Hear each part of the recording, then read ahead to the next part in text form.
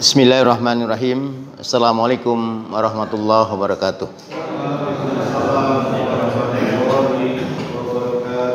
Innal hamdalillah nahmaduhu wa nasta'inuhu wa nastaghfiruh wa na'udzu billahi min shururi anfusina wa min sayyiati a'malina. May yahdihillahu fala mudilla lahu wa may yudlil fala hadiyalah. Asyhadu an la ilaha illallah wahdahu la syarikalah wa asyhadu anna Muhammadan abduhu wa rasuluh. Ya ayyuhalladzina amanu taqullaha haqqa tuqatih wa la tamutunna illa wa antum muslimun. Ya ayyuhan nas ittaqu rabbakumul ladzi khalaqakum min nafsin wahidah wa khalaqa minha zawjaha wa bassa minhuma rijalan katsiran wa nisaa'a wattaqullaha alladzi tasaaluna bihi wal arham innallaha kana 'alaikum raqiba. Ya ayyuhalladzina amanu taqullaha wa qulu qawlan sadida yuslih lakum a'malakum wa yaghfir lakum dzunubakum wa may yuti'illaha wa rasulahu faqad faza fawzan 'azima. Amma ba'd. Fa inna asdaqal hadis kitabullah wa khairal hadi hadi Muhammadin sallallahu alaihi wasallam wa sharral umuri muhdatsatuha wa kullu muhdatsatin bid'ah wa kullu bid'atin dalalah wa kullu dalalah fin nar. Allahumma shalli wa sallim ala Muhammadin wa ala alihi wa sahbihi wasallam. Yang terhormat Ketua DKM Sidar Rahmah dan seluruh pengurus PCM Cikarang yang senantiasa dimuliakan oleh Allah SWT, dan juga para jamaah Bapak Ibu yang hadir pada kesempatan pagi menjelang siang hari ini. Dengan izin Allah kita dapat melaksanakan satu kegiatan pengajian rutin di pimpinan cabang Muhammadiyah Cikarang ini.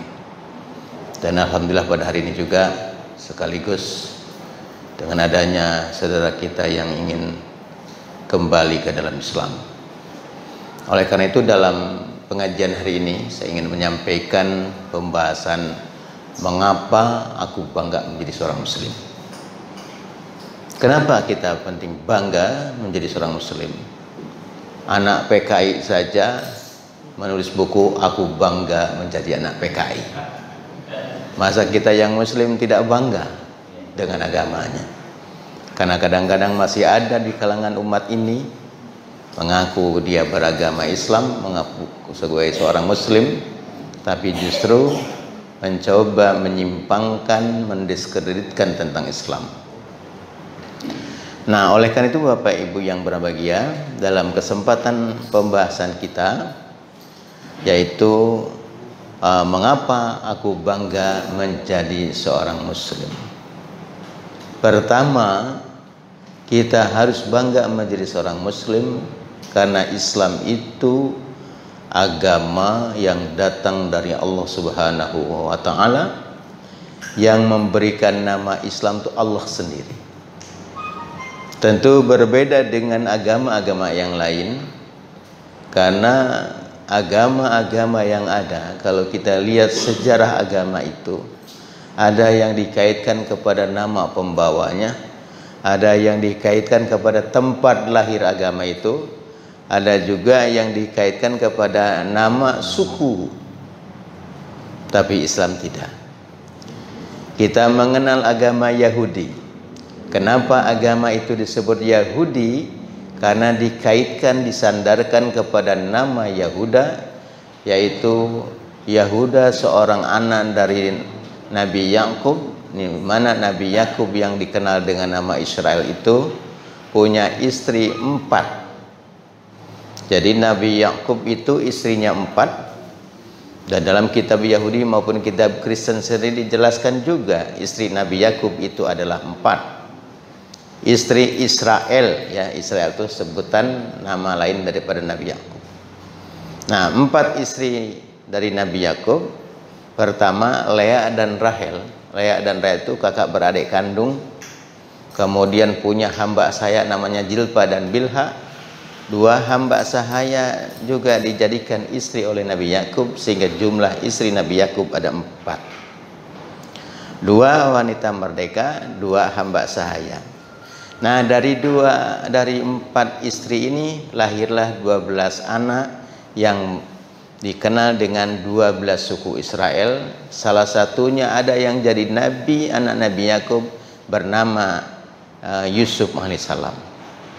Nah, diantaranya ada juga nama Benyamin, ada juga nama Yahuda. Nah, Yahuda itulah cikal bakal dari nama Yahudi. Jadi nama Yahudi itu dikaitkan kepada nama anak Nabi Yakub.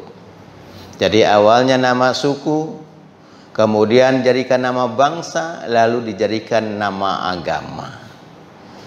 Jadi jelas agama Yahudi dikaitkan kepada nama daripada Yahuda atau cikal daripada salah satu anak dari Nabi Yakub alaihissalam. Mungkin kita juga mengenal agama Buddha. Kenapa agama ini disebut Buddha? Karena dikaitkan kepada nama dari Siddhartha Buddha Gautama. Ada juga agama Hindu. Agama Hindu dikaitkan kepada nama dari kata berasal dari negeri Hindustan, maka disebutlah agamanya Hindu. Agama Kristen dikaitkan kepada nama Kristus. Kalau dalam Islam dikenal ada istilah Nasrani. Kenapa pengikut Nabi Isa disebut Nasrani? Ini menunjukkan karena Nabi Isa lahir di kota Nazaret Nasirah, maka disebutlah pengikutnya adalah kaum Nasoro. Kalau istilah Kristen dikaitkan kepada nama Kristus. Tapi Islam, agama Islam tidak ada kaitannya dengan tempat lahir Nabi Muhammad SAW. Tidak ada dikaitkan kepada nama Nabi Muhammad SAW, tapi Allah sendiri yang memberikan nama Islam itu. Di mana kata Islam ini secara bahasa punya makna tunduk, patuh, damai, selamat. Sehingga orang yang sudah menyatakan Islam, dia harus tunduk, harus patuh terhadap aturan-aturan Islam. Maka Allah tegaskan dalilnya di surat Al-Imran ayat 19, Inna dina indallahil Islam. Sesungguhnya agama yang diridhoi di sisi Allah hanyalah Islam.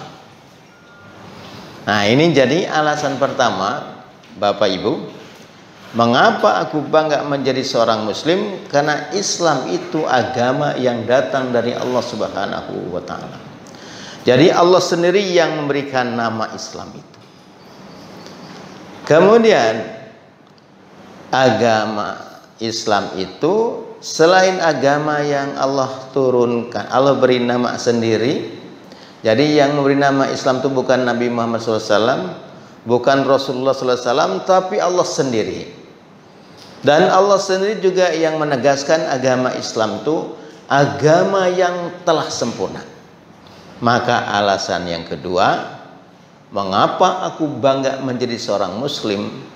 Karena Islam itu agama seluruh para nabi. Jadi para nabi, para rasul yang diutus oleh Allah ke muka bumi ini membawa misi yang satu, membawa agama yang satu, yaitu ad-dinul Islam. Jadi tidak ada nabi yang membawa agama, tidak ada rasul yang membawa agama selain Islam. Jadi nabi dan rasul yang diutus oleh Allah ke muka bumi ini semuanya membawa agama Islam. Tentu ada dalilnya. Dalilnya mana? Bapak Ibu, lihat di dalam surat Al-Baqarah ayat 132. Karena sekarang ini muncul di kalangan sebagian umat Islam justru mengatakan kaitannya dengan al-Islam ini sama-sama juga diturunkan oleh Allah berikut agama Kristen dan juga Yahudi.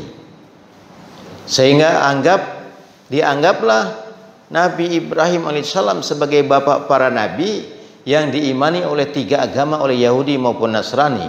Kalau orang Yahudi mengimani Ibrahim dengan sebutan Abraham atau Abram sebagai bapak bangsa-bangsa. Kaum Nasrani juga meyakini Ibrahim dengan sebutan Abraham yang dikenal sebagai bapak orang beriman. Begitu juga kita kaum muslim mengimani Nabi Ibrahim sebagai bapak para nabi, bapak monoteisme, bapak tauhid. Nah, jadi ada sekarang ini orang kita Islam menganggap bahwa Ibrahim membawa agama Yahudi, Nasrani dan Islam. Mari kita lihat dalilnya, benar nggak Nabi Ibrahim itu membawa agama Yahudi, agama Nasrani, agama Islam. Dan seolah-olah agama Nasrani atau agama Kristen sendiri katanya ini agama yang dibawa oleh Nabi Isa. Jadi Nabi Isa itu membawa agama Kristen. Mungkin Bapak dan Ibu dulu ada yang pernah kita sekolah di SD, di SMP. Guru agama kita mungkin mengajarkan bahwa agama Yahudi dibawa oleh Nabi Musa alaihissalam, agama Kristen dibawa oleh Nabi Isa alaihissalam, agama Islam dibawa oleh Nabi Muhammad SAW. Kayaknya karena dianggap Yahudi, Kristen dan Islam adalah agama samawi. Nah, ini sebetulnya harus dikoreksi. Kalau kitab samawi ada Taurat, ada Zabur, ada Injil, ada Al-Quran, itu kitab samawi betul. Tapi yang namanya agama samawi bukan Yahudi, Kristen dan Islam, tapi agama samawi hanya satu. Maka dalilnya di dalam surat Al-Baqarah ayat 132, silahkan dilihat. Karena ini untuk meluruskan. Karena sekarang ini ada juga satu komunitas yang ingin kembali kepada agama Abraham, tapi menggabungkan agama Yahudi, Nasrani dan Islam. Dan ini bagian daripada proyek Yahudi lewat konsep penyatuan agama. Maka orang yang ingin kembali kepada agama Abraham, kepada agama Ibrahim, kembali ke dalam Islam. Nah, dalilnya surat Al-Baqarah ayat 132. Mari lihat kembali ayatnya. A'udzubillahi minasyaitonirrajim. Wa wassa biha Ibrahim banihi wa Yaqub ya baniya innallaha astafa lakumuddin fala tamutunna illa wa antum muslimun. Nabi Ibrahim berwasiat kepada anak-anaknya. Siapa anak Nabi Ibrahim? Ismail. Siapa lagi? Ishak. Begitu juga cucunya yang bernama Yakub. Apa yang diwasiatkan oleh Nabi Ibrahim dan oleh Nabi Yakub kepada anak dan keturunannya? Peganglah agama ini dan jangan kalian mati kecuali dalam memeluk Islam. Jadi Ibrahim Islam, Ismail Islam, Ishak Islam, Yakub Islam, terus sampai kepada Nabi Musa juga Islam, dan diakhiri kenabian dari Bani Israel oleh Nabi Isa alaihissalam. Semua membawa misi yang satu, yaitu al-Islam. Dan ciri daripada akidah Islam adalah akidah tauhid. Makanya Bapak dan Ibu bisa dicek ya, bukti-bukti bahwa nabi-nabi sebelum Nabi Muhammad dijelaskan oleh Allah dalam Al-Quran bahwa Allah tidaklah mengutus seorang Rasul sebelum kamu, kata Allah kepada Nabi Muhammad SAW, melainkan aku wahyukan kepada Nabi itu, kepada Rasul itu, suruh menyembah aku. Nah, itu perintah Allah kepada seluruh para nabi. Jadi Allah tidak pernah mengutus para nabi sebelum Nabi Muhammad SAW, melainkan perintahkan kepada nabi itu, kepada Rasul itu, untuk menyembah aku. Makanya nabi-nabi sebelum Nabi Muhammad selalu menyeru, ya qaumi, wahai kaumku, ubudullah, sembahlah Allah, Rabbi, Tuhanku, wa rabbakum, atau wa rabbukum, dan Tuhan kalian. Jadi semua nabi-nabi sebelum Nabi Muhammad menyerukan, ya qaumi, ubudullah, sembahlah Allah, Rabbi, Tuhanku dan Tuhanku, wa rabbukum. Bagaimana kalau Nabi Isa? Nabi Isa sebagai Rasul Allah kepada Bani Israel, maka seruannya ya Bani Israel. Tidak ada seruan Nabi Isa alaihissalam ya ayuhan nas, wahai manusia. Tapi Rasulullah SAW diutus oleh Allah kepada seluruh umat manusia. Bahkan Rasulullah diutus ini menjadi rahmat bagi semesta alam. Maka Allah tegaskan, wa ma arsalnaka illa rahmatan lil alamin. Tidaklah aku utus engkau wahai Muhammad, melainkan menjadi rahmat bagi semesta alam. Nah, inilah yang membedakan Nabi Muhammad dengan nabi-nabi sebelum Nabi Muhammad SAW. Jadi kalau Nabi Muhammad SAW diutus untuk seluruh umat manusia, maka seruannya tidak ada wahai orang-orang Arab. Ini ada seorang misionaris ya, ketika dialog dengan kami, dia mengatakan Nabi Muhammad itu katanya Rasul tapi untuk orang Arab saja. Oh, tidak ada. Coba Bapak Ibu lihat apakah ada di dalam Quran Rasulullah SAW menyerukan kepada kaumnya, wahai orang-orang Arab? Tidak ada. Yang ada, ya ayyuhan nas, wahai manusia. Ada juga seruan dalam Quran itu khusus kepada orang kafir, ya ayyuhal kafirun. Ada khusus panggilan kepada orang Yahudi dan Nasrani, ya ahlal kitabi. Nah, itu lengkap Quran itu. Panggilan kepada orang Yahudi Nasrani, ya ahlal kitabi, wahai ahli kitab. Kepada orang kafir, ya ayyuhal kafirun. Kepada orang beriman, ya ayyuhalladzina amanu. Kepada seluruh umat manusia, ya ayyuhan nas. Nah, sehingga di sini yang membedakan Nabi Muhammad SAW dengan nabi-nabi yang lain, karena Nabi Muhammad SAW diutus untuk seluruh umat manusia. Jadi namanya umat manusia, bisa orang Jepang, bisa orang Cina, bisa orang Amerika, orang Jawa, Sunda, kena seruan daripada Rasulullah SAW. Karena Rasulullah SAW diutus oleh Allah untuk seluruh alam ini. Jadi alasan yang kedua, mengapa aku bangga menjadi seorang Muslim? Karena sekali lagi, Islam itu agama yang dibawa oleh seluruh para nabi dan para rasul. Dalilnya tadi Al-Baqarah 132. Nah, kenapa sekarang ada orang yang beranggapan bahwa Nabi Ibrahim membawa agama Yahudi, Nasrani dan Islam? Maka dibantah oleh surat 2 ayat 132 dan dibantah lagi di dalam surat Al-Imran ayat 67. Silakan Bapak dan Ibu lihat kembali surat ketiga ayat 67. Maka na Ibrahim Yahudian wala Nasronian walakin kana hanifa muslima wa ma kana minal musyrikin. Ibrahim bukan Yahudi, bukan pula Nasrani, melainkan yang hanif, yang lurus, dan Ibrahim seorang muslim. Asbabnya turun ayat ini berkaitan dengan perdebatan antara rahib Yahudi dengan Nasrani dari Najran, ya.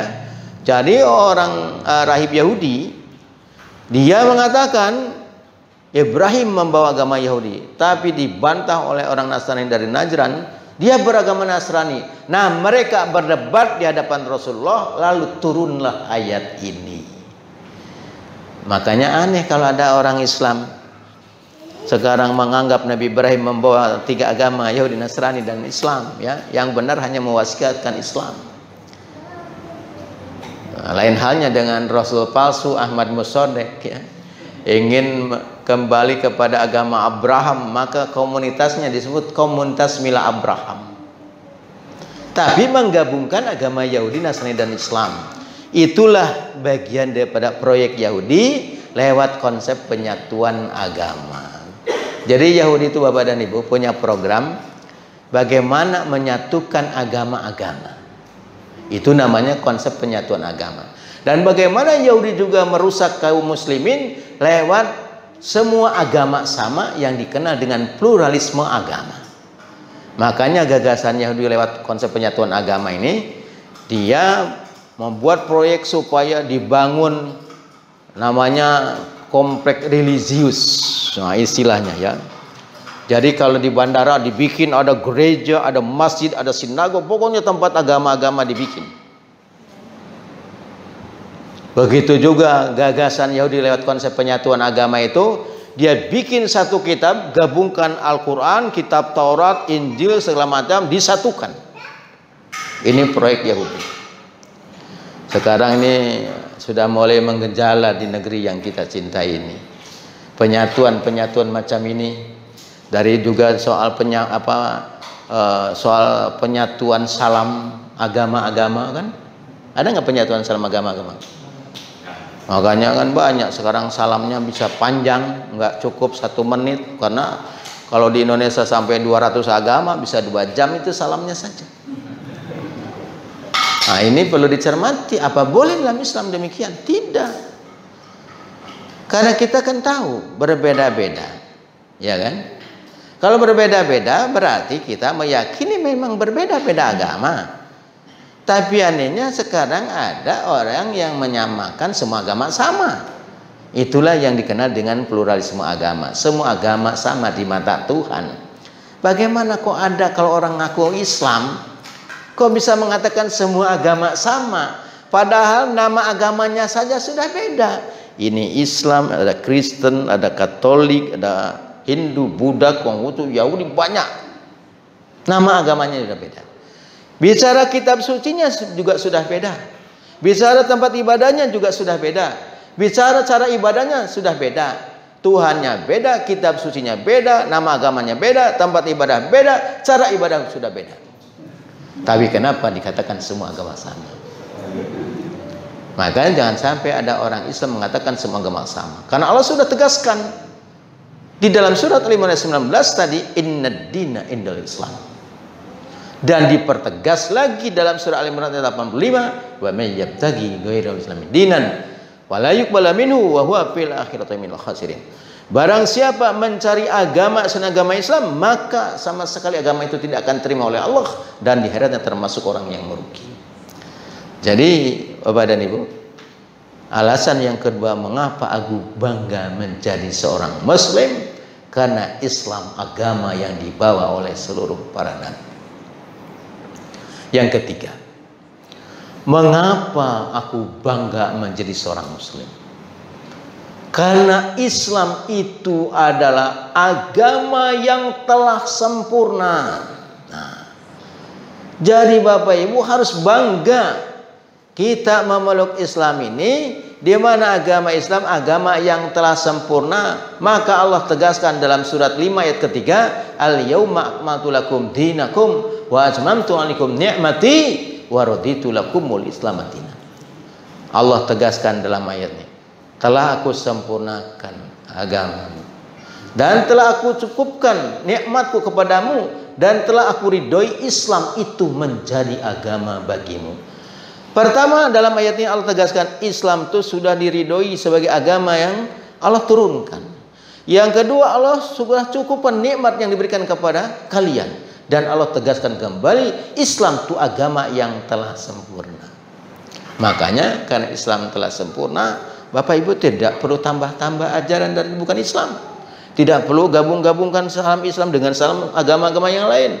Tidak perlu juga mengadopsi tradisi-tradisi agama lain. Kita sudah lengkap. Dalam kajian berapa bulan lalu ya kita.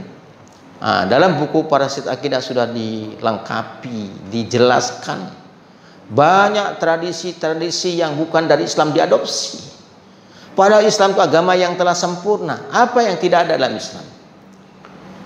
Kita mau tidur ada doa untuk tidur. Kita mau makan ada doanya. Mau masuk kamar mandi ada doanya. Mau hubungan suami istri ada doanya. Pokoknya Islam agama yang lengkap. Dan Islam bukan agama yang tidak mengajarkan keseimbangan, ya. Makanya disebutlah Islam yang punya konsepnya sebagai Islam wasatiyah atau wasatiyah Islam. Artinya Islam itu agama yang memang di tengah-tengah, tidak liberal, tidak juga radikal. Makanya dalam dakwah itu dakwah amal ma'ruf nahi munkar. Jadi dakwah itu harus seimbang, Pak. Coba kalau dakwah hanya amar ma'ruf saja, ya kan? Ada istilahnya dakwah binaan dan difaan. Nah, jadi kalau untuk mengajak kepada kebaikan, membantu orang yang lemah, membagikan sembako, ini dakwah amar ma'ruf. Tapi dakwah nahi munkar harus tegak kemungkaran-kemungkaran ini. Termasuk kerusakan-kerusakan akidah, termasuk upaya-upaya untuk menyimpangkan akidah Islam, kemaksiatan macam ini bentuk kemungkaran, maka harus dicegah.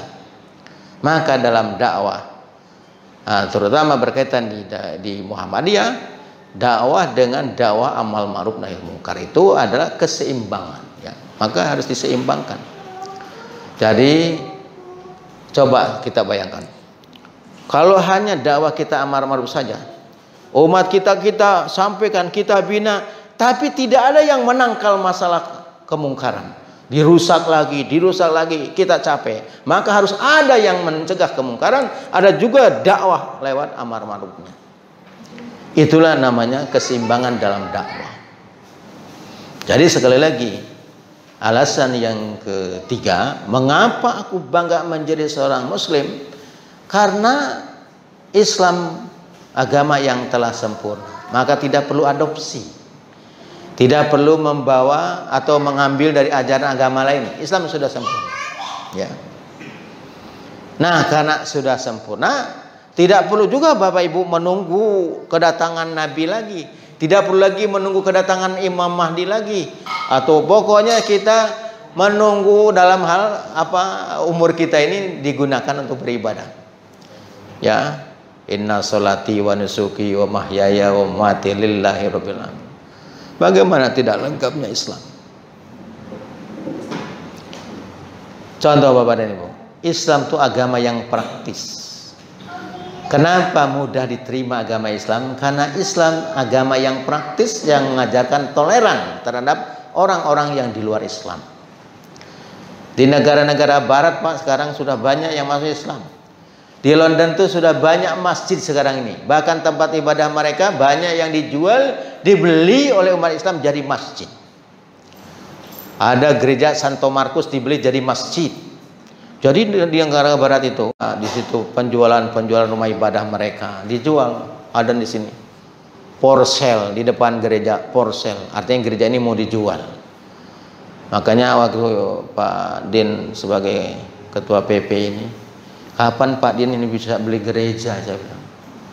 Itu ada nomor teleponnya, mungkin bisa ditelepon nih. PP Muhammadiyah bisa beli gereja, nanti jadikan masjid. Teman saya termasuk Kohani, ya, para mualaf ini belum lama beli gereja di Jawa, ya. Lalu gereja itu setelah dibeli diganti menjadi Masjid Isa Al-Masih. Jadi gereja disilap jadi Masjid Isa Al-Masih. Ustadz Fadlan Karamatan juga menyampaikan di Papua sudah juga sekarang ada yang namanya Masjid Yesus Kristus, Yesus Isa Al-Masih. Jadi sudah banyak di sana, ya. Tapi saya cari-cari ada nggak masjid yang dijual. Nah di Indonesia nggak ada masjid yang dijual, cuma digusur. Tapi buktinya orang Islam di Indonesia ini toleran Pak. Coba di zaman Belanda saja, itu depan Istiqlal itu kan ada apa? Katedral kan? Ya. Di Istana Bogor di depannya ada sekolah non Muslim kan? Termasuk ada gereja tuh? Apa dihancurkan? Tidak. Jadi orang Islam itu memang orang Islam itu ya diajarkan toleran. Makanya ayatnya lakum dinukum. Tapi toleransi itu jangan salah kaprah Bapak dan Ibu. Ya. Toleransi itu saling menghargai, menghormati terhadap perbedaan itu sendiri, ya. Misalnya Bapak dan Ibu, ada tetangga Bapak beragama Buddha misalnya. Dia salam namo buddhaya. Bapak jangan larang dia. Kenapa jangan larang? Kita diajarkan lakum dinukum. Cuman yang dari masalah ini, sekarang kita umat Islam digiring supaya salamnya digabung-gabung dengan salam orang lain. Yang nama salam itu ditujukan kepada Tuhannya masing-masing. Sama dengan doa ditujukan kepada Tuhannya masing-masing. Orang Islam Tuhannya adalah Allah, maka berdoa kepada Allah. Coba kita lihat Namo Buddhaya. Apa artinya Namo Buddhaya? Terpuji Sang Buddha. Orang Islam punya Tuhan. Siapa Tuhannya orang Islam? Allah. Yang harus dipuja-dipuji siapa? Kalau Bapak puja-puji Tuhan yang lain, bagaimana? Makanya Allah melarang di surat 2 ayat 42, wala talbisul haqqa bil batil wa taktumul haqqa wa antum ta'lamun. Jangan kalian campur adukan yang hak, yang benar dengan yang batil, padahal kalian tahu yang benar tapi kalian sembunyikan. Jadi tidak boleh dicampur adukan salam Islam dengan salam agama-agama yang lain. Tidak boleh dicampur adukan doa Islam dengan doa agama-agama yang lain.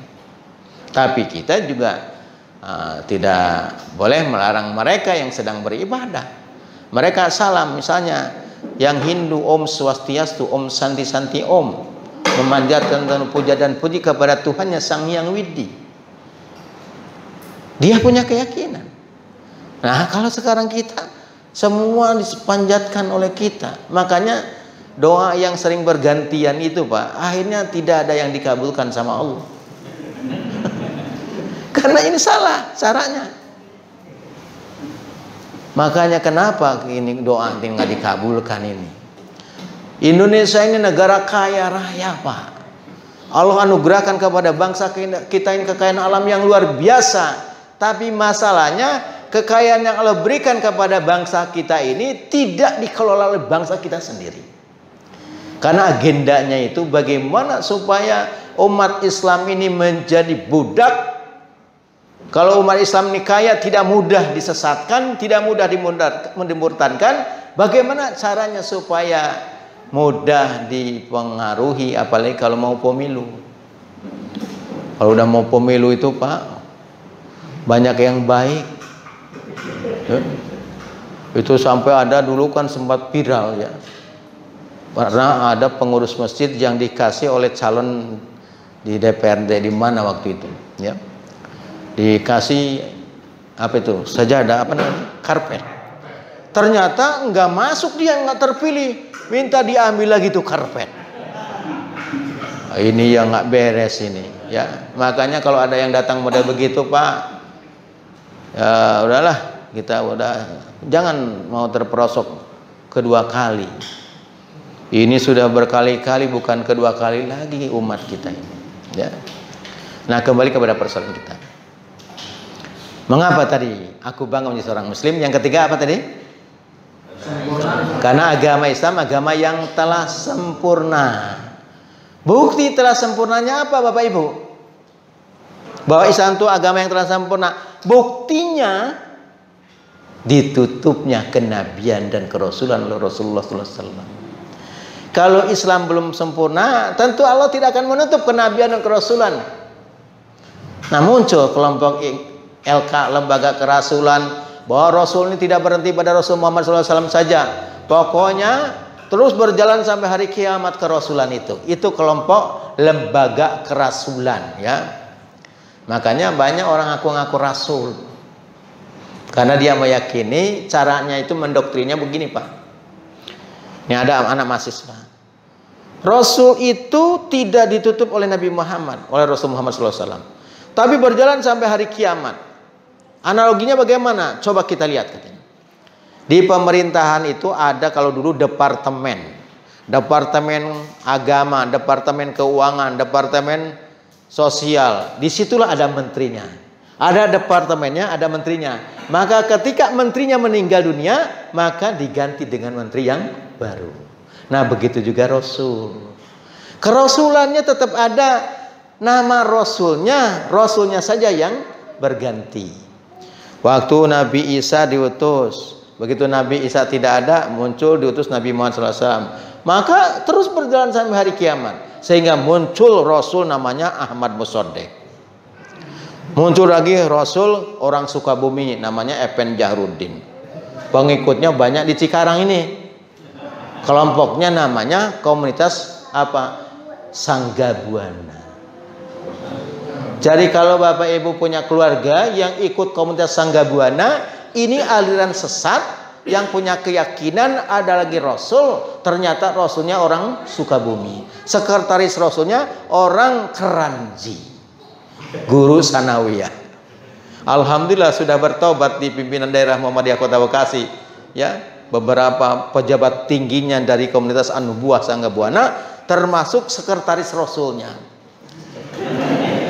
Karena sekretaris Rasulnya ngajar, iya itu ngajar di mana tuh ya? Ngajar sanawiyah bisa jadi sekretaris Rasul.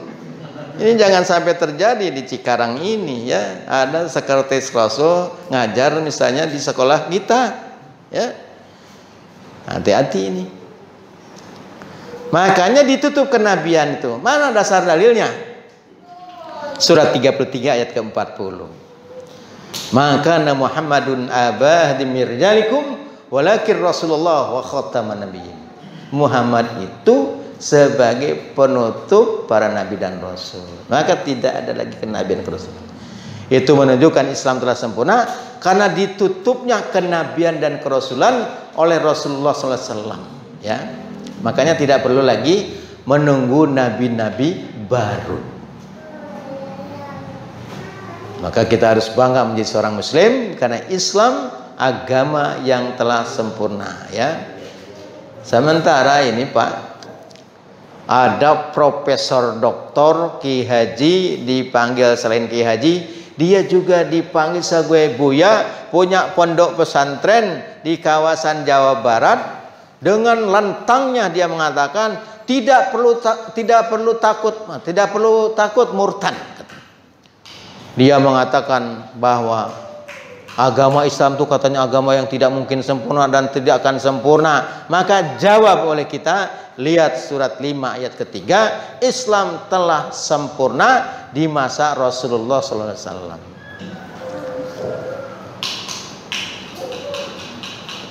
Nah, yang keberapa sekarang? Yang keempat. Mengapa aku bangga menjadi seorang muslim? Karena Al-Quran satu-satunya kitab suci yang terjaga dan terpelihara. Dalilnya mana? Dalilnya surat Al-Hijr ayat ke-9. Inna nahnu nazzalna dzikra wa inna lahu lahafidun. Sesungguhnya kami turunkan Al-Quran, kami yang menjaganya, kami yang memeliharanya. Nah, terbukti kan Quran terpelihara terjaga. Apa buktinya Quran terjaga terpelihara? Banyak kaum muslimin yang hafal Quran 30 juz. Makanya alhamdulillah tumbuhlah sekarang, termasuk di wilayah PDM kabupaten pun sudah ada pondok pesantren apa? Tahfiz. Nah, sehingga akan lahir nanti anak-anak kita yang hafal Quran 30 juz. Dan terbukti Bapak dan Ibu, ya, bahwa Quran itu mudah dihafal, dibaca mudah, sampai hafal 30 juz. Coba Bapak tanya teman-teman atau tokoh-tokoh agama apa saja di luar Islam, ada nggak yang hafal kitab suci mereka? Bapak tanya, ada nggak tokoh-tokoh agama mereka yang bukan Islam ini hafal kitab sucinya? Saya nulis buku ini cuma segini. Saya tidak hafal kata demi kata karena ini bukan wahyu. Tapi Quran 30 juz bisa dihafal di luar kepala. Dr. Anisoro, seorang pendeta yang lahir di kota Nazaret, dia mengatakan, saya akan jawab tantangan Quran. Kan Quran menantang, ya. Kalau masih ragu terhadap Quran ini, suruh buat semacam Quran ini, tapi tidak akan mampu. Kalau satu surat atau seperti Quran ini tidak mampu, satu surat saja. Nah, pertama satu seperti Quran, kemudian 10 surat. Kalau tak mampu 10 surat, satu surat saja, tidak akan mampu. Gayanya nih Anisoros, aku mampu katanya. Aku akan tunggu, kata dia kepada Ahmad Didat, aku akan membuat Al-Quran yang asli. Nah, inilah selama 7 tahun lewat proyek Omega di Rumah 1, dia bikin Al-Quran tandingan. Diberi nama Al-Furqanul Haq, kalau diterjemahkan artinya Al-Quran yang benar. Maka di sini diawali dengan suratul Fatihah. Ini kalau Bapak baca di sini, surat pertama suratul Fatihah, artinya pembukaan kan? Di Quran kita ini bukan Quran ini. Yang diawali surat Al-Fatihah. Ya, kan ada surat Al-Maidah. Di sini juga ada surat Al-Maidah, ada surat An-Nisa, ada surat Al-Qadar, ada surat An-Nur, ada surat Al-Anbiya. Semua suratnya diawali basmalah. Cuman basmalahnya bukan Bismillahirrahmanirrahim, tetapi Bismil Abi Al-Kalimah Ar-Ruh Al-Illah Al-Wahid Al-Auhad. Ini basmalah palsu. Ada juga kelompok suratnya yang dimiripkan di Quran, seperti ada surat Al-Munafikin. Ada surat Al-Munafikin di Quran ada? Nah, ini Al-Munafikin yang ada. Ada lagi surat Al-Kafirin. Ada surat Al-Kafirin? Nggak ada. Yang ada apa? Al-Kafirin. Nah, kalau anak kita tidak diajari Quran, boleh jadi inilah Quran yang benar. Inilah Dr. Anisoro. Nah, kalau kita sudah ada jawabannya di Quran. Orang yang seperti ini sudah dijelaskan di dalam surat 2 ayat 79. Fawailul lil ladzina yaktubunal kitaba bi'aydihim summa yaquluna hadza min indillah. Kecelakaan yang besarlah bagi mereka yang menuliskan Alkitab dengan tangan mereka sendiri. Lalu mereka katakan, hadza min indillah, ini datang dari Allah. Padahal dia buat sendiri. Sama ada nabi yang aku nabi dari India, dapat wahyu, ada ayatnya, inna anzalnahu qoriban minal qodiani wabil haqqi anzalnahu wabil haqqi nazala sadaqallahu wa rasuluhu wa kana amruhu maf'ula. Ini rasul yang ngakunya dari India. Padahal dia ngambil potongan ayat-ayat Quran, diambil dari beberapa ayat, digabungkan, dirangkai lalu menjadi ayat baru. Sama dengan Soros. Bikin surat Al-Qadar, inna anzalnahu bil haqqi fi wamdatil bajri fi saatil qadri nuron lidolin wa hudalin nas fi kulli asrin furqanun haqqun wa qulun faslun fi kulli amrin. Ini kalau nanti ada imam baca surat model begini, tonjok aja Pak itu. Ini bukan Quran, makanya di sini penting kita mengetahui ya. Insya Allah ya, kalau ada orang yang berusaha untuk menyimpangkan Quran akan ketahuan. Karena Allah pelihara. Anak-anak di Palestina saja, yang tunanetra saja, di Indonesia ada yang tunanetra, dia bisa hafal Quran 30 juz. Anak 4 tahun. Pernah ya diwawancara anak ini di TV One kalau tidak salah. Itu ada Ustaz Yusuf Mansur yang waktu itu juga hadir. Cita-citanya itu anak yang tunanetra itu, anak kecil tunanetra, ternyata hafal Al-Quran 30. Cita-citanya ingin menjadi imam Masjidil Haram. Jadi perempuan tunanetra cita-cita ingin jadi imam Masjidil Haram. Makanya Quran terpeliharanya tuh Pak. Coba Bapak Ibu lihat ya. Misalnya sholat berjamaah, imamnya lupa ayatnya. Pasti dari sekian makmum ada yang apa? Ada yang mengingatkan, ada yang hafal. Makanya bagaimana tidak terjaga Quran? Karena sudah banyak apa Quran. Sekarang Pak, ayat yang harusnya panjang dibaca pendek atau sebaliknya itu akan ketahuan karena bisa merubah makna dan tidak enak didengarnya. Coba sekarang. Makanya ada tes hafalan Quran kan? Itu kenapa bisa dihafal tuh Quran 30 juz? Itu memang jaminan Allah, Pak. Nah, itu baru yang keberapa? Yang keempat tadi kan? Nah, selain Quran ini terjaga terpelihara, Quran ini kitab suci yang telah sempurna. Nah, itu. Jadi karena Islam itu sempurna, maka kenabian ditutup oleh Nabi Muhammad SAW dan juga kitabnya tentu sudah sempurna wahyunya. Maka tidak ada lagi kitab suci setelah Al-Quran. Dalilnya lihat surat Al-An'am ayat 115. Tolong dilihat dulu, takut salah. Coba dicek dulu ayatnya. Surat Al-An'am 115. Apa bunyinya Pak? Silakan dicek dulu, takut keliru. Siapa yang udah ketemu? Ya? Ya. Jadi ayat ini menjelaskan bahwa telah sempurna firman Tuhanku, yaitu Al-Quran ini, ya, dengan benar dan adil dan tidak ada yang bisa mengubahnya. Ya itu Pak, makanya tidak ada yang bisa mengubahnya. Di awal surat Al-Baqarah, zalikal kitabu la raiba fihi hudal lil muttaqin. Bahwa di dalam Al-Quran tidak ada keraguan, Quran ini kalamullah, bukan dikarang. Di Quran itu ada nama-nama surat. Ada surat Ibrahim, ada surat Muhammad toh? Ada surat Yunus, tapi bukan Yunus yang nulis. Kalau kita lihat ini di kitabnya yang disebut Injil sekarang itu ada Injil Matius yang ngarang Matius, Injil Lukas yang ngarang Lukas, Injil Yohanes atau Yahya yang ngarang Yahya atau Yohanes. Tapi di Quran itu ada Yunus, bukan Yunus yang nulis. Nama surat Yunus. Nama surat Ibrahim, bukan Nabi Ibrahim yang nulis, ya gitu. Nah, kalau sekarang yang dikaitkan nama surat itu dengan yang nulis, bagaimana kalau surat Al-Baqarah? Al-Baqarah itu artinya apa? Berarti sapi betina yang nulis, nah? Enggak kan gitu. Jadi tidak seperti itu. Nah, ini Quran berbeda. Quran itu kalam Allah. Nah, sementara orang yang terpapar virus liberal katanya ini rekayasa Utsman bin Affan dan bangsa Quraisy.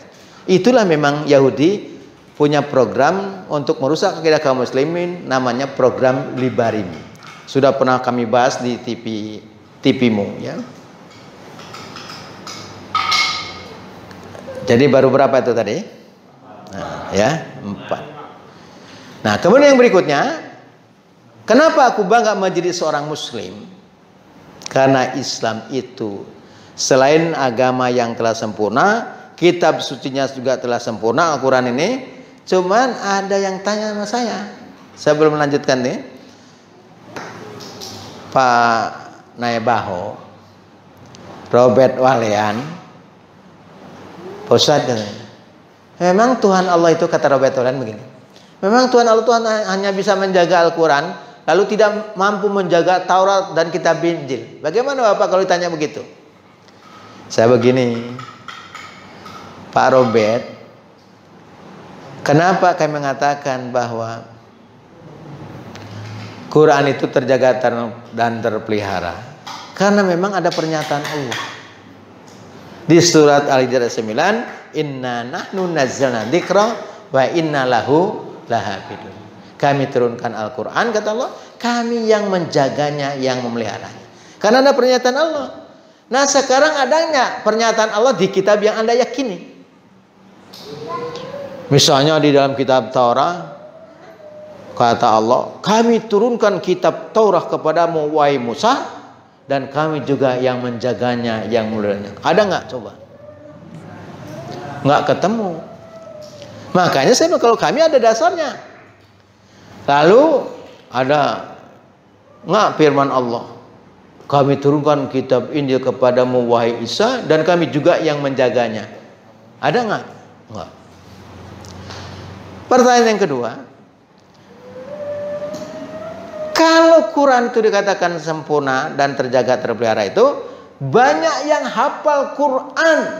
Sekarang ada nggak Anda dan teman-teman Anda yang hafal kitab Anda sendiri? Nah, ada. Lalu yang ketiga, kitab Quran itu dibaca oleh seluruh kaum muslimin dalam bahasa aslinya. Bahasa apa bahasa asli Quran? Bahasa Arab. Dibaca dalam bahasa aslinya. Sementara sampean baca bahasa aslinya apa bukan? Pak Robert ternyata yang dibaca dalam bahasa Indonesia, bukan dalam bahasa aslinya. Bahasa aslinya apa kalau kitab yang Bapak yakini, Pak Robert? Oh, kalau bahasa aslinya katanya bahasa Yunani. Oh, kalau bahasa Yunani, Nabi Isa bukan orang Yunani. Jadi dibaca, banyak juga yang baca mereka, tapi membaca dalam bahasanya masing-masing. Makanya ada Alkitab bahasa Jawa, Alkitab bahasa Minang, ya kan?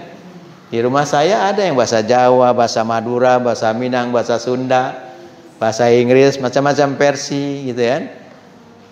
Bahasa aslinya bahasa apa coba? Nah, di sini baru Soros bikin ada terjemahnya di sini. Ini dalam Quran palsu ini, ya. Tulisan Arabnya, lalu sebelahnya terjemah bahasa Inggris. Quran itu, yang disebut Quran itu ya dalam bahasa Arab. Nah, kalau seperti ini, kita lihat dulu. Ini apa Quran? Terjemah ya. Nah, Al-Quran hafalan, ya, dan terjemah. Berarti isinya ada Qurannya, ada terjemahnya. Kalau ini misalnya, ini sebagai contoh, ya. Ini Al-Quran, Al-Quranul Karim. Berarti apa nih? Quran suaranya saja, nggak ada terjemahnya. Tuh, kan nggak ada terjemahnya. Jadi yang disebut Quran itu dalam bahasa Arab ini. Kalau ini lain, bahasanya masing-masing.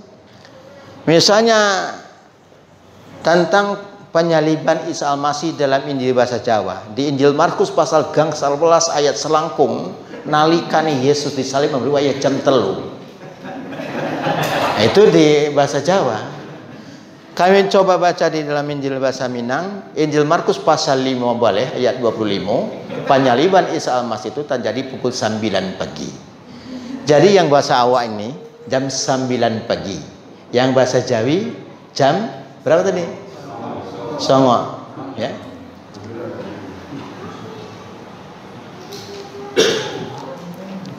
Jadi Injil Markus pasal gangsal welas ayat selangkung. Ya, selangkung berapa, Pak? Nah, ini kan wonten tiang Jawi ini. Makanya enggak perlulah dirubah-rubah Quran ini, enggak bisa. Makanya kalau ada yang bisa merubah pasti akan ketahuan. Nah, baru yang berikutnya, mengapa aku bangga menjadi seorang muslim? Karena Islam itu agama yang membawa kedamaian dan keselamatan.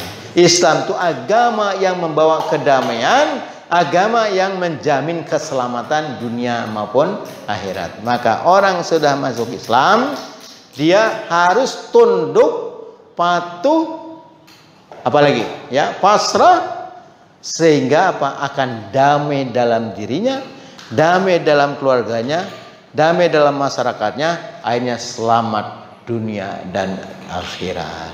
Nah, maka itulah kita harus bangga menjadi seorang muslim.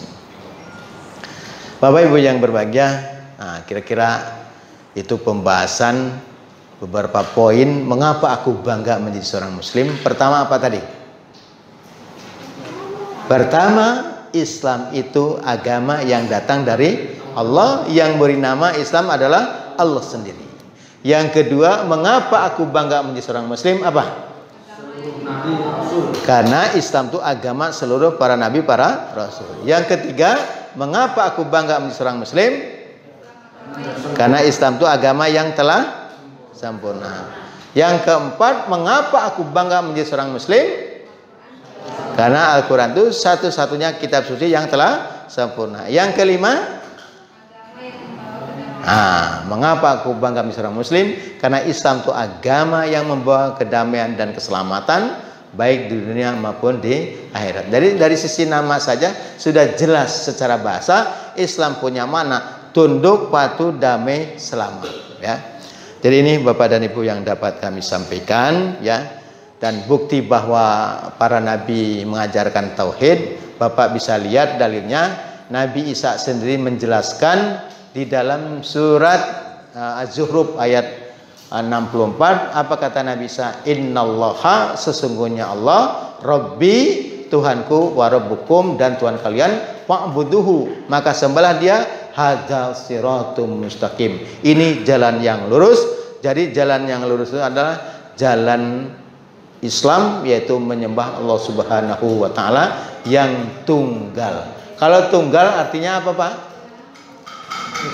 Tunggal itu artinya satu. Nah, jadi makanya hari pertama dalam Islam namanya hari apa? Hari Ahad. Hari kedua Isnin. Hari ketiga, hari keempat, hari kelima, hari keenam. Hari apa hari keenam? Hari keenam hari keberapa? Hari keenam itu hari apa? Jumat tuh. Hari ketujuh Sabat, Sabtu, ya kan? Nah, makanya kalau bikin kalender jangan keliru. Ini di kalender kita hari pertamanya hari apa? Nah, padahal itu hari kedua itu.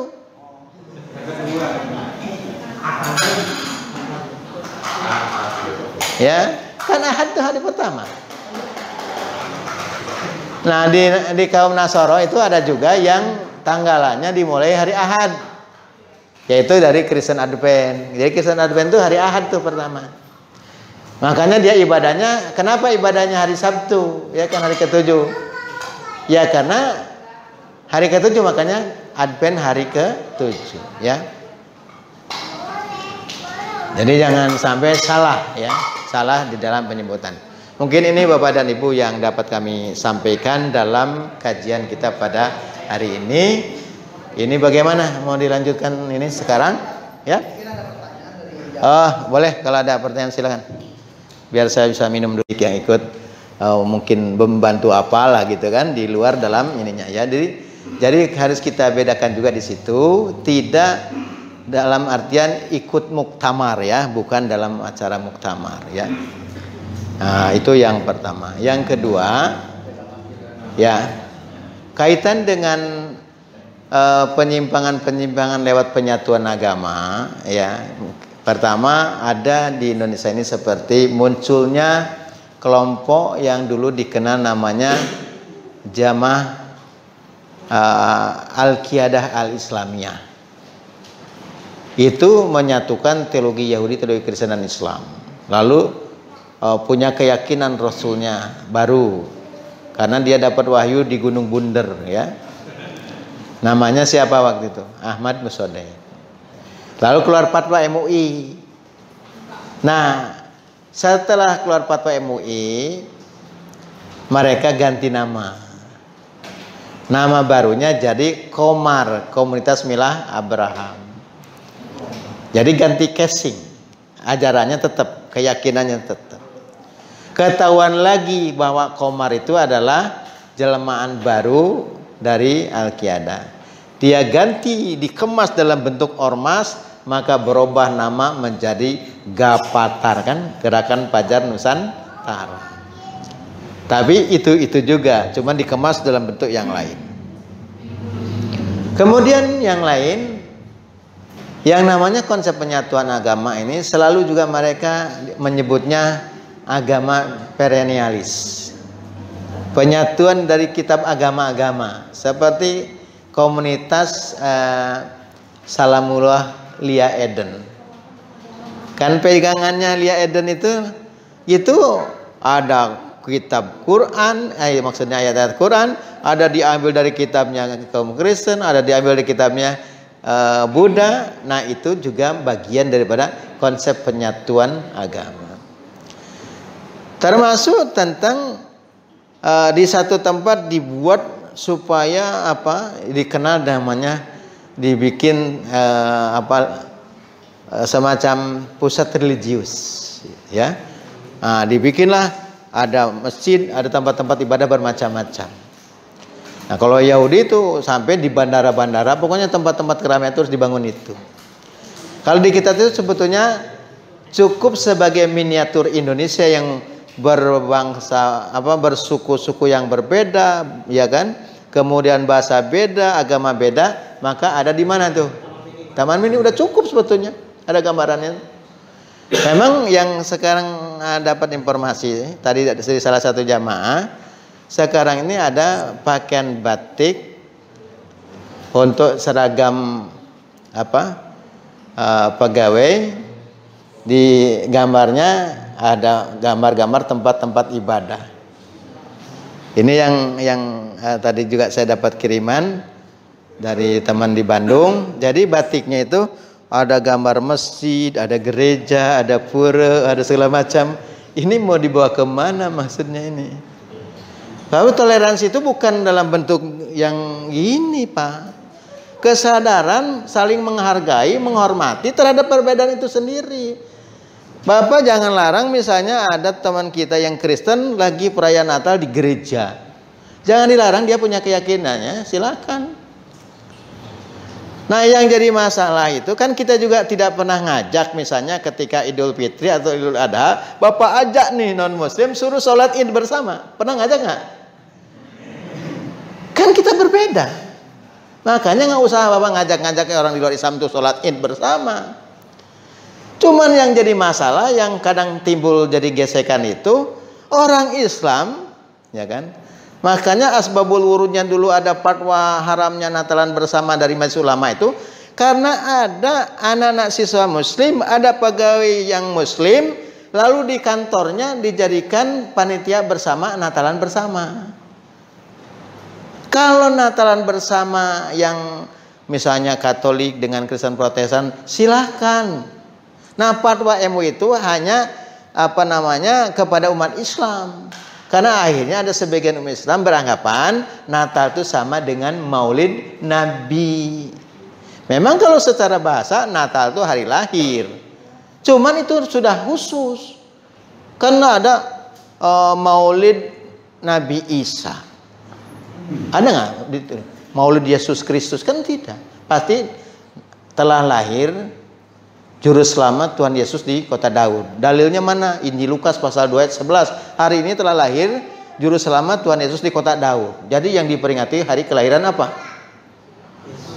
Kelahiran Yesus sebagai Juru Selamat. Bukan kelahiran Nabi Isa. Ada sebagian umat Islam memperingati Maulid Nabi. Nabi Muhammad itu jelas lahirnya kan? Jelas wafatnya, jelas kuburannya. Itu saja tidak wajib diperingati. Kalau dulu sempat ada ulama mengatakan tentang Maulid Nabi itu haram, bahkan bisa mengarah kesirikan. Kenapa? Ada sebagian masyarakat di tanah Jawa itu kalau bulan Maulid itu keris-keris dikeluarkan, dimandiin segala macam, ya kayak itu. Nah, itu memang tidak betul.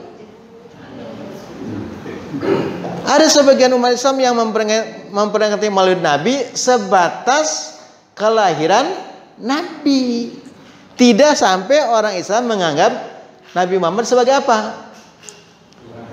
Nah, itu saja tidak wajib diperingati kan? Walaupun jelas kelahirannya. Nah, sekarang ada sebagian orang kita ya sampai mengatakan begini, anggap sajalah memperingati Maulid Nabi Isa. Jadi ikut Natal itu anggap memperingati Maulid Nabi Isa. Pertanyaannya, Bapak tahu lahirnya Nabi Isa kapan? Ini baru dari sisi kelahirannya, belum dari sisi apanya, konteksnya. Dia sebagai apa? Sebagai Nabi atau sebagai Tuhan? Makanya nggak usah repot-repot. Yang penting kita jangan larang mereka yang sedang beribadah keyakinan mereka. Sementara Pak, teman saya dari Advent, teman diskusi saya, ada juga saudara Indra dari Saksi Yehova, dan dia juga kasih ada bukunya, di buku yang diterbitkan ditulis di situ. Kenapa saya bilang Anda tidak mau Natalan? Ini yang Advent sama Saksi Yehova tuh nggak merayakan Natal, Pak. Ditanya sama saya, kenapa tidak merayakan Natal tanggal 25 Desember? Karena tanggal 25 Desember itu bukan hari kelahiran Yesus Kristus, tapi hari kelahiran Dewa Matahari, di mana Kaisar Konstantin sebelum masuk agama Kristen, dulunya dia masih beragama kafir. Jadi di mereka ada istilah kafir, ya. Masih beragama kafir, yaitu mengakui bahwa Tuhannya adalah Dewa Matahari. Nah, Dewa Matahari itu lahirnya tanggal 25 Desember pada hari Minggu. Maka ini termasuk bid'ah dalam Kristiani, ya. Tidak ada dalil Alkitabiahnya. Advent aja nggak mau Natalan. Coba Bapak cek hari Advent, apa mereka merayakan Natal? Tidak ada. Malah dibilang bid'ah di dalam agama dia. Nah, sekarang makai dikemaslah. Akhirnya ada brosur Allahu Akbar Maulid Nabi Isa. Nah, ini yang ditulis oleh Daniel Theophilus. Brosur ini ya diterbitkan oleh Amin Al-Barokah. Kenapa? Kenapa dibikin Maulid Nabi Isa katanya? Karena kalau pakai istilah Natal orang Islam tidak mau ikutan, maka dibikin Maulid Nabi Isa. Saya dulu waktu saya masih sempat bekerja, Pak, pimpinan saya ini termasuk yang ke Lipo sini. Itu kalau apa? Kalau Natal segala macam, rumah saya pun bersebelahan dengan tetangga saya yang kebetulan tidak seagama dengan saya. Saya tidak pernah larang dia mau ke gereja, mau Natalan. Dia pahamkan sama kita. Ya, kenapa kami tidak ikutan Natal? Karena memang berbeda keyakinan. Kami juga tidak ngajak Idul Fitri dia untuk sholat. Nah, itu. Jadi akan damai, Pak. Dipersilahkan saja meyakini saling perbedaan kita. Tanpa harus digabung-gabungkan. Ini supaya terjadi toleransi sampai baju pun digabungkan ada gambarnya itu tadi. Saya kira itu tidak akan merubah ya. Yang paling terpenting itu adalah sikap orang-orangnya itu. Semua umat beragama harus menyadari terhadap perbedaan itu sendiri yang harus kita hargai itu. Nah itu. Jadi Bapak dan Ibu seperti itu ya. Ada satu lagi kalau mungkin terakhir. Ya Pak. Bismillahirrahmanirrahim. Assalamualaikum warahmatullahi wabarakatuh. Ya, yang ingin saya tanyakan yaitu bagaimana menyikapinya apabila ada dari orang yang non-muslim tetapi menyampaikan Islam dengan kasihnya kita. Jadi saya punya beberapa rekan bisnis, yaitu sampai saya itu menebak dia itu muslim, ternyata dia non-muslim. Jadi begitu saya telepon, dia itu langsung assalamualaikum warahmatullahi wabarakatuh. Nah setelah saya cek profil WA-nya itu di gereja. Nah itu bagaimana menyikapi kita? Apakah harus jawab salam itu atau siapa? Terima kasih. Assalamualaikum warahmatullahi wabarakatuh. Ya, jadi ini sudah diajarkan oleh Nabi. Kata Nabi, kalau ahlul kitab menyampaikan salam kepada kalian, misalnya menyampaikan assalamualaikum, kalau kita sudah tahu ya, jawabnya cukup kata Nabi waalaikum.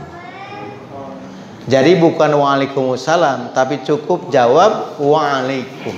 Begitu Pak. Tapi kalau kita sesama kita yang muslim, assalamualaikum, jawab waalaikumsalam warahmatullahi wabarakatuh. Tapi kalau ahlul kitab cukup jawabannya waalaikum.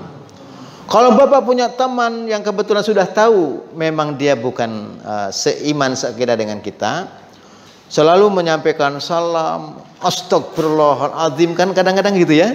Nah, ya. Aduh, udah bagus. Tinggal Bapak lanjutkan asyhadu an la ilaha illallah wa asyhadu anna Muhammad Rasulullah. Begitu.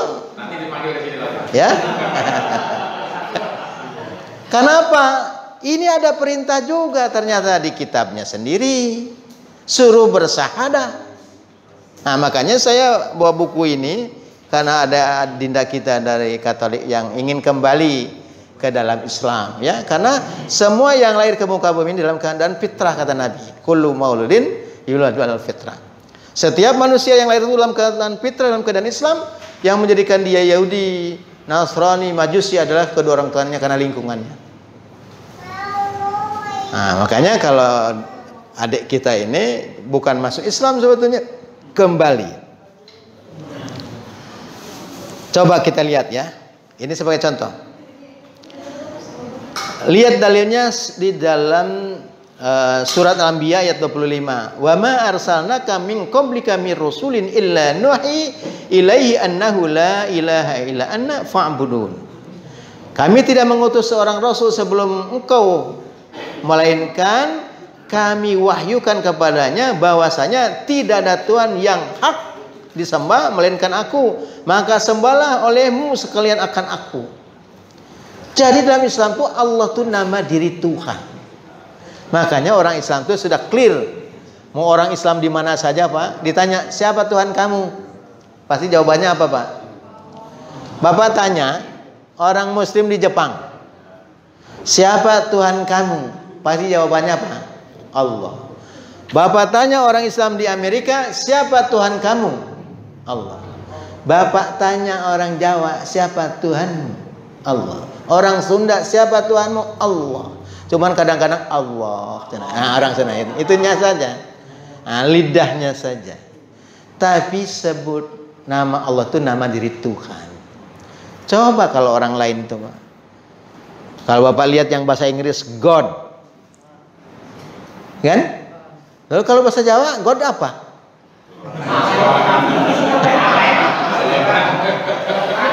Nah, jadi namanya banyak. Nah, jadi itu kesulitannya. Nama Tuhannya sebutkan banyak. Kalau dalam Islam tuh kata Allah kepada Nabi, apa? Qul huwallahu ahad. Katakanlah wahai Muhammad, Allah itu ahad. Esa. Enggak perlu pakai kata tri. Ya. Kalau di Jawa tri itu biasanya anaknya nomor berapa, Pak? Nah, Berarti kalau Tritunggal menunjukkan tidak tunggal. Kalau ingin tunggal, Tri-nya harus di apa? Kalau anak nomor 1 biasanya namanya apa kalau di Jawa? Eko kalau laki-laki. Kalau perempuan, Eka. Kalau anak kedua, Dwi. Anak ketiga, nah, makanya ada Triono. Makanya ada dulu di apa Jalan Jenderal Sudirman Jakarta tuh harus ini jalur 3 in 1. Apa artinya 3 in 1? Mobilnya 1, penumpangnya 3. Ini juga katanya 1 tapi 3. Jadi 3 sama dengan 1, 1 sama dengan 3. Kira kita rumus apa ini? Kalau dalam Islamnya 1 ya 1. Allah itu tunggal. Nah, tidak perlu tambah-tambah yang lain lagi. Nah itu, makanya coba kita lihat. Nah ini Dinda ini ya. Ini saya bawa, tapi nggak usah dibaca ininya. Saya sudah hafal masalahnya, ya. Coba lihat di Matius 4 ayat 10. Ini tak perlu direkam-rekam di ini, nggak boleh di YouTube ya. Nah.